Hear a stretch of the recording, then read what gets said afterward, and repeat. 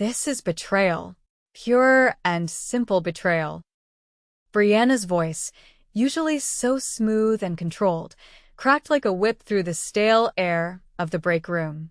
It sliced through the low hum of the vending machine and the quiet chatter of my colleagues, leaving a ringing silence in its wake. Every head turned.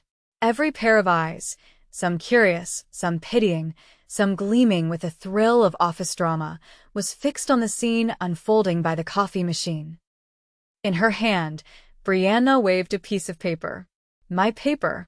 She held it aloft like a prosecutor presenting damning evidence at a trial, her knuckles white, her arm trembling with a rage that seemed to radiate from her in palpable waves. I stood there, my half-full coffee mug clutched in my hand, the warmth of it a stark contrast to the ice that was beginning to form in my veins. I watched my manager of 12 years, the woman whose career I had quietly and diligently propped up, completely and utterly lose her composure in front of half the office staff. Her perfectly styled blonde hair, usually immaculate, was slightly disheveled from her dramatic gesturing. Her face, normally a placid mask of corporate poise, was flushed a blotchy, furious red. "How could you do this to me, Karen?" she hissed, her voice dropping to a venomous whisper that was somehow more chilling than her shout. "After everything I've done for you?" "Everything you've done for me?" The question echoed in the sudden, vast emptiness of my mind. It was so absurd, so monumentally disconnected from reality, that for a wild moment I thought I might laugh. I set my mug down carefully on the counter, the clink of ceramic on laminate loud in the dead quiet. I kept my expression neutral, a skill I had perfected over a decade of navigating Brianna's moods and covering for her mistakes. The room was a tableau of frozen figures. Everyone was staring, a captive audience waiting to see how this public execution would play out. "Actually, Brianna," I said, my voice surprisingly calm and level, "I haven't submitted a resignation letter." I looked pointedly at the paper she was still brandishing like a weapon. "That appears to be a job application I submitted to Gravora Group. How exactly did you get access to that?" Her eyes, a pale, cold blue, narrowed dangerously. The question of how she'd come to possess a confidential document I'd filled out on my home computer seemed to fly right past her. To her, the method was irrelevant. Only the perceived treason mattered. "That doesn't matter," she snapped, taking a step closer. The scent of her expensive, cloying perfume filled the space between us. "What matters is that you've been going behind my back, plotting to leave us after 12 years of loyalty. This is how you repay Northrise Apparel." I almost laughed at the irony. Loyalty. The word was a bitter pill on my tongue. 12 years of loyalty. 12 years of staying late to fix her cascading errors, of rerunning reports she'd botched, of managing client relationships she couldn't handle. 12 years of watching younger, less experienced, and frankly, less competent employees get promoted over me. 12 long years of hearing her say, "Maybe next year, Karen," every single time I built up the courage to ask for the raise I so demonstrably deserved. "I've been exploring my options," I replied, maintaining my professional tone even as my blood pressure began to spike. The anger I'd suppressed for so long was a hot, simmering thing in my chest. It's a competitive job market, and I believe in staying informed about opportunities. Opportunities. Brianna's voice cracked slightly, the facade of outrage momentarily slipping to reveal the panic beneath. "You have everything you need right here. I've protected you, Karen. I've shielded you from the executive pressure upstairs. And this is how you thank me." The silence in the room stretched uncomfortably. My coworkers, who had been a silent audience, were now pretending to busy themselves with their coffee and snacks, their gazes averted. But I could feel their eyes on us, their ears straining to catch every word. Jennifer from accounting, a woman who often vented to me about the company's tight budgets, looked particularly uncomfortable, probably remembering all the times she'd heard Brianna complain about having to manage difficult employees like me. "I think we should continue this conversation in your office," I suggested, my voice low but firm. I had no intention of airing our entire sordid history in front of the team. But Brianna was beyond caring about professionalism now.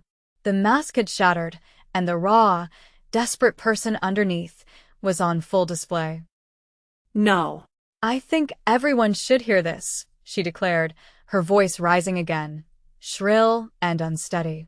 Everyone should know what kind of person you really are. Disloyal, ungrateful, scheming. Each word was a slap, but with each one, a cold, hard clarity began to settle in my chest. This wasn't just about me job searching. This was about control. This was about Brianna's desperate, suffocating need to maintain her authority over me, the quiet workhorse who made her look good. And in that moment, watching her public meltdown, I realized something that should have been obvious years ago. She was terrified. She was terrified of losing me because she knew, deep down, that she couldn't do my job. She couldn't do her job without me there to clean up her messes. The realization hit me like a freight train, and suddenly, everything, the years of dismissals, the stolen credit, the condescending pats on the back, made perfect, sickening sense. My name is Karen Whitley, and I'm 45 years old. For the past 12 years, I had been the senior logistics coordinator at Northrise Apparel, a mid-size clothing distribution company based in Charlotte, North Carolina. When I started here, I was 33, recently divorced, and desperate for the stability that a steady job with good benefits could provide. The job seemed perfect. Reasonable hours, a clear set of responsibilities, and a chance to build something meaningful in supply chain management, a field I was genuinely passionate about. Brianna Lowe had been my manager for the entire duration. She was 38 when she hired me, ambitious and sharp, with a business degree from Duke and big dreams of climbing the corporate ladder. In those early days, we worked well together.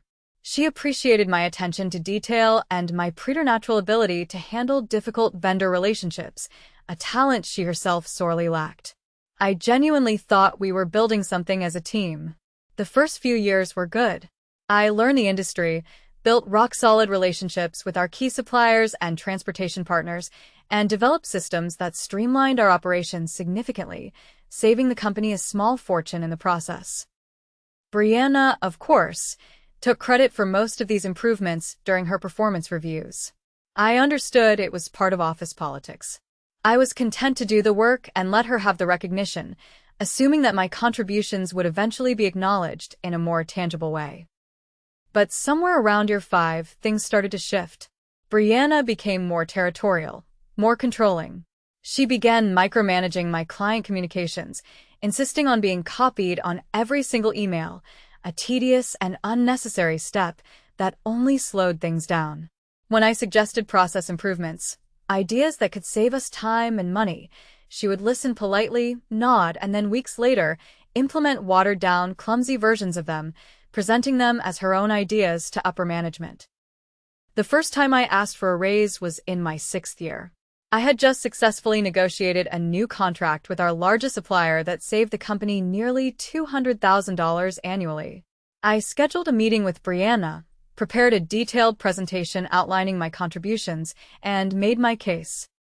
She listened, nodded thoughtfully, and then gave me a sympathetic, almost pitying smile. "I fought for you, Karen, I really did. But with the current budget constraints, they just can't approve any salary increases right now. Maybe next review cycle." I was disappointed but not surprised. The economy was a bit shaky, and I knew companies were being cautious with expenses. I decided to wait and prove my value even more decisively. The second request came a year later, after I had successfully managed a crisis, when our primary warehouse flooded. I had been in the office until 3 a.m. for a week straight, coordinating with backup facilities, rerouting shipments, and ensuring that we didn't miss a single delivery deadline. The incident could have cost us millions in lost business, but my quick thinking and the existing relationships I'd nurtured saved the day. The result? Another meeting, another apologetic expression from Brianna, and another empty promise about budget constraints and corporate policies. But this time, I noticed something odd. 2 months later, Marcus from accounting casually mentioned that Brianna had gotten a significant raise and a new title, Senior Operations Manager. That's when I started paying closer attention to the company's actual financial health. And what I discovered, through the shipping volumes, vendor payments, and transportation costs I had access to, made my stomach turn. The truth hit me like a slap in the face during a routine vendor meeting in my 8th year at North Rise Apparel. Our fabric supplier, Janet Morrison, was congratulating us on the company's incredible growth trajectory and mentioning how impressed she was with our record-breaking quarterly profits. I smiled and nodded, but inside, alarm bells were screaming. Record-breaking profits? While Brianna had been telling me for years that budget constraints prevented any salary increases. That evening, I stayed late and did some serious research. As a senior logistics coordinator, I had access to a trove of data. It wasn't hard to piece together a rough picture of our revenue streams. The numbers were staggering. Not only was North Rise Apparel incredibly profitable, but our logistics division, which I essentially ran single-handedly, was generating far more value than I had ever imagined. The vendor relationships I maintained, the cost-saving measures I had implemented, the crisis management that had prevented major losses, my work was directly responsible for at least $800,000 in annual value creation. And I was being paid $62,000 a year. The betrayal cut deep, but what made it worse was the insidious pattern I now saw so clearly. I thought about all the vendor complaints I had quietly managed, all the client frustrations I had smoothed over, all the fires I had put out before Brianna even knew they existed. Without me there to maintain those relationships and solve those problems, everything was apparently falling apart. When I requested my 3rd raise in year 9, Brianna's response was more elaborate. She sat me down with a concerned expression and explained that while she personally valued my contributions, the executive team was concerned about equity across departments. She couldn't justify giving me a raise when other coordinators in different divisions weren't receiving increases. But 6 months later, I learned that Derek in purchasing had received a $15,000 bump, and Stephanie in customer service had been promoted to supervisor with a significant salary increase. Both had been with the company for less time than me and handled far less complex responsibilities. The 4th and final time I asked for a raise was just 8 months ago. By then, I had been with the company for 11 years and 4 months. I had successfully managed the integration of our new warehouse management system, trained 3 junior coordinators, and maintained a vendor satisfaction rate of 97%. I prepared the most comprehensive presentation of my career, complete with financial impact analyses and industry salary comparisons. Brianna's response was swift and final. Karen, I've been patient with these requests, but I need you to understand that your current compensation is appropriate for your role. Continuing to push for increases that aren't justified by company policy isn't helping your professional development. I suggest you focus on expanding your skill set instead of focusing on monetary compensation. That night, I went home to my small apartment, opened my laptop, and updated my resume for the first time in over a decade. I wasn't angry anymore. I was determined. If Brianna thought my skills weren't worth investing in, perhaps it was time to find someone who disagreed. What I didn't expect was how quickly that someone would appear, or how drastically everything would change once they did. 3 months after I started my quiet job search, Gravora Group reached out to me through LinkedIn. Their message was professional but intriguing. They were looking for an experienced logistics director to head their East Coast operations, and my background at North Rise Apparel had caught their attention. The salary range they mentioned in that initial contact was nearly double what I was currently making. I should have been excited, but instead, I felt a strange mix of validation and sadness. Here was proof that my skills were valuable in the marketplace, but it also confirmed that I had wasted years accepting Brianna's excuses about my worth. The interview process with Gravora Group was unlike anything I had experienced at North Rise. The hiring manager, Patricia Wells, had done her homework. She asked detailed, insightful questions about my vendor management strategies, wanted to understand my crisis response protocols, and seemed genuinely interested in my ideas for operational improvements. She referenced specific contracts I had negotiated and mentioned savings initiatives I had implemented years ago. "Your reputation in the industry is impressive, Karen," Patricia told me during our second interview. Several of our suppliers have mentioned you specifically as someone they enjoy working with. That kind of relationship building is exactly what we need. I try not to think about how Brianna had never acknowledged those relationships, had in fact often seemed threatened when vendors asked to speak with me directly. The offer came through 2 weeks later, Senior Director of Logistics Operations. $95,000 annually, full benefits, and a clear path to the executive team. I stared at the email for a full 10 minutes, trying to process that someone was finally offering me what I knew I was worth. But I wasn't ready to accept immediately. 12 years was a long time, and despite everything, I felt I owed Brianna and North Rise one final chance to match the offer. It was probably naive, but I scheduled a meeting with her to discuss my career trajectory. I've been thinking about my future here, I began carefully, and I wanted to discuss potential opportunities for advancement. Brianna barely looked up from her computer. Karen, we've talked about this. Your role is important to the team, and you're compensated fairly for your level of responsibility. Actually, I said quietly, I've received an external offer that suggests otherwise. That got her attention. Her fingers stopped typing, and she slowly turned to face me. What kind of offer? A senior director position with a competitor. The compensation is significantly higher than what I'm currently earning here. For a moment, something that might have been panic flashed across her face, then her expression hardened. I see. And you think this is appropriate? Using outside offers to manipulate your current employer? I blinked, stunned by her response. I'm not trying to manipulate anyone. I'm giving you the opportunity to retain someone who has contributed significantly to this company's success. Contributed? Brianna's voice rose slightly. Karen, you do your job, nothing more. You follow the processes I've established and maintain the relationships I've helped you build. If you think you're irreplaceable, you're deluding yourself. The words hit me like physical blows.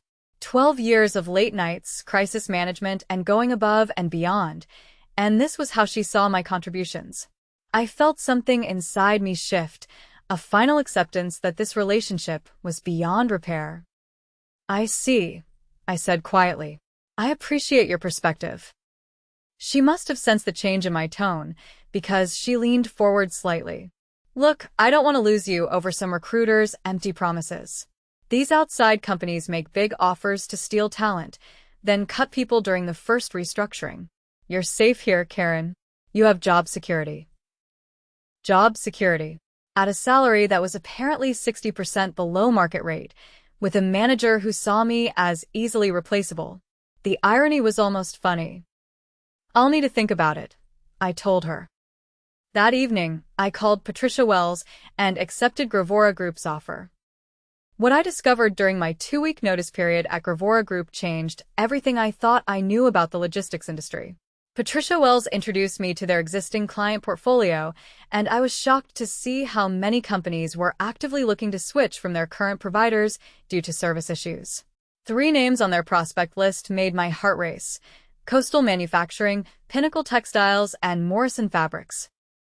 All 3 were massive accounts that North Rise Apparel had held for over a decade.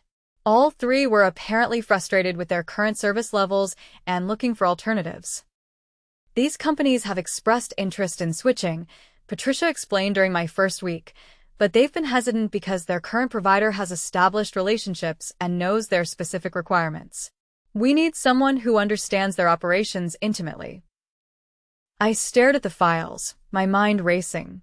I knew these companies' operations better than anyone, except possibly their own internal teams. I had spent years learning their seasonal patterns, their rush delivery requirements, their preferred shipping windows. I had personally negotiated their contracts, resolved their crises, and built relationships with their key personnel. How long have they been considering a switch? I asked carefully. Morrison Fabrics has been vocal about their dissatisfaction for 6 months. They've had several delivery delays and communication issues. Coastal Manufacturing is frustrated with a lack of flexibility in their shipping options. And Pinnacle Textiles has been asking about our sustainability initiatives because their current provider isn't meeting their environmental standards. Every issue she mentioned was something I had tried to address at North Rise. only to be told by Brianna that the current processes work fine and that change was unnecessary disruption. But the most shocking revelation came when Patricia handed me a folder marked competitive analysis. "We've been tracking your former employer's performance metrics," she said. "Their client retention has been declining, and we're hearing reports of internal management issues." I opened the folder to find detailed analyses of North Rise Apparel's operations. What I saw made my stomach drop. Delivery performance had declined 23% over the past 2 years. Customer satisfaction scores were down across all major accounts. Most telling of all, 3 significant accounts had already terminated their contracts in the past 6 months. "How did you gather this information?" I asked. Patricia smiled. "Industry connections. Vendors talk to each other. Suppliers share experiences. Your former company's reputation has been sliding for quite some time." I thought about the calls with Robert Ewald at Morrison Fabrics, Jennifer Hayes at Coastal Manufacturing, and Margaret Torres at Pinnacle Textiles. We had worked together for 8 years, and they had always been straightforward with me about their concerns. "Karen, I heard you moved to Gravora Group," Robert had said. "Congratulations on the promotion." "Thank you, Robert. I'm settling in well. I understand you've been having some challenges with your current logistics provider." There was a pause. "That's putting it mildly. Since you left, nothing works the same way. Delivery schedules are inconsistent, communication is terrible, and frankly, I don't trust their new account manager to handle our requirements properly." "New account manager?" "Some junior person who doesn't understand our business. They keep trying to change our established protocols, and when we push back, they say they need to check with their supervisor. It's frustrating." My heart sank. Brianna had assigned one of the junior coordinators to handle Morrison Fabrics, one of our most complex and demanding clients. It was a recipe for disaster. "Robert, what would it take to consider switching providers?" The question hung in the air for a moment before he laughed. "Are you making me an offer, Karen?" The call with Robert Ewald opened floodgates I hadn't expected. Within 48 hours of our conversation, he had scheduled a formal meeting with Gravora Group to discuss transitioning Morrison Fabrics logistics operations. The contract was worth $1.2 million annually, but that was just the beginning. Jennifer Hayes from Coastal Manufacturing called me directly 2 days later. "Karen, I hope you don't mind me reaching out. Robert Ewald mentioned you had moved to Gravora Group, and frankly, we're desperate for help." I listened as she detailed 6 months of frustrations with North Rise Apparel, missed delivery windows, inflexible scheduling, and what she described as arrogant responses when they raised concerns about service quality. "The final straw was last week," Jennifer continued. "We had an urgent shipment that needed to go out for a product launch, and instead of working with us to find a solution, their account manager told us our expectations were unrealistic and that we needed to plan better." "Karen, you know our business. You know we don't make unrealistic demands." She was right. Coastal Manufacturing was actually one of our easiest clients. They planned well in advance, communicated clearly, and rarely asked for special accommodations. If they were having problems, it was definitely a service failure on North Rise's end. "What would a transition look like from your perspective?" I asked. "Honestly, we've been ready to switch for months. We just needed to find a provider who understands our operations. With you at Gravora Group, that concern disappears." The third call came from Margaret Torres at Pinnacle Textiles, and her message was even more direct. "Karen, we're terminating our contract with North Rise Apparel, effective next month. Their environmental reporting is inconsistent, their sustainability initiatives are practically non-existent, and frankly, we don't trust their account management anymore. Are you interested in taking over our logistics operations?" I sat in my new office at Gravora Group, staring at my phone in disbelief. 3 of North Rise Apparel's largest clients were actively seeking to terminate their relationships and move to my new company. Combined, these contracts represented over $3.5 million in annual revenue. Patricia Wells was ecstatic when I presented the opportunities. "Karen, this is incredible. These transitions could establish us as a major player in the regional market. But I felt a strange mix of triumph and guilt. These clients weren't following me because I had poached them. They were fleeing Northrise because the service quality had deteriorated so dramatically in my absence. In just 1 month, everything I had built and maintained over 12 years was crumbling. The guilt faded quickly when I remembered Brianna's words. You follow the processes I've established and maintain the relationships I've helped you build. She had truly believed that my contributions were minimal, that anyone could do what I did. The irony was devastating. Patricia and I spent the rest of the week developing transition plans for all 3 accounts. Gravora Group's operations team was energized by the prospect of such significant growth, and I found myself more excited about work than I had been in years. But the real satisfaction came when I thought about Monday morning at Northrise Apparel. 3 major clients would be submitting termination notices, each one specifically requesting that their operations be transferred to Gravora Group. The letters would land on Brianna's desk like bombs, and she would finally understand exactly what I had been worth to her company. The woman who had dismissed my contributions as easily replaceable was about to learn the hard way that some relationships can't be rebuilt once they're broken.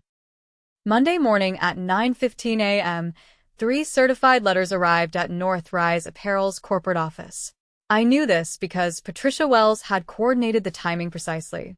Morrison Fabrics, Coastal Manufacturing, and Pinnacle Textiles had all sent formal termination notices, citing service failures and announcing their transition to Gravora Group, effective immediately. The calls started coming to my new office before 10 a.m. Karen, we need to talk. Brianna's voice was tight, controlled, but I could hear the panic underneath. Hello, Brianna. How can I help you? Don't play games with me. You poached our clients. This is corporate sabotage, and there will be legal consequences. I almost laughed. Brianna, I didn't poach anyone.